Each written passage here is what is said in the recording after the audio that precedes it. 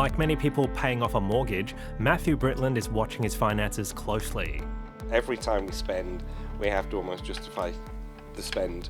And so my expendable income, the spend on myself, things like Christmas, is just all reduced. Matthew bought a house in Sydney back in 2024 when interest rates were at their highest in more than a decade. I'm feeling mortgage stress. I'd like to go and see people in England, my family, I've not seen since COVID. That trip may need to stay on hold for a bit longer, with no rate relief from the Reserve Bank and a change of tone from its governor. It does look like additional cuts are not needed. The private economy is recovering, it's taking over from public demand. The cash rate has remained steady at 3.6% for the third meeting in a row. A lot of Australians would have wanted some more rate relief, but they wouldn't have expected it. There was, in the estimations of the markets and the economists, no chance. Michele Bullock said the RBA board was not comfortable with the level of inflation in the September quarter. Some of this looked to be temporary factors, but there were signs of persistence in some items. Far from rate relief, Australian borrowers may need to brace for higher repayments. So what's the more probable outcome for next year? Interest rates going down or interest rates going up?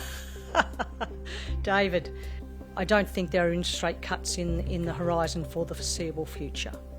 The question is it just an extended hold from here, or is it possibility of a rate rise?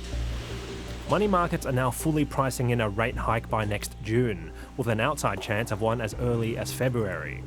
HSBC's chief economist for Australia and New Zealand agrees the central bank's next move is up. Our reading is the economy's already in an upswing, that growth is already running a little bit faster than the speed limit that the economy has, and that's why we've seen inflation pick up recently. The RBA is facing quite the dilemma. Inflation is still too high, which is normally remedied by a rate hike. But at the same time, the jobs market has been slowing down. Unemployment is rising, and that could be made worse if rates were to go up. One of the consequences of that is likely to be that it would slow down private sector hiring. That would be one of the mechanisms through which you would be setting policy to try and get inflation back to target. So consumers tread carefully over Christmas?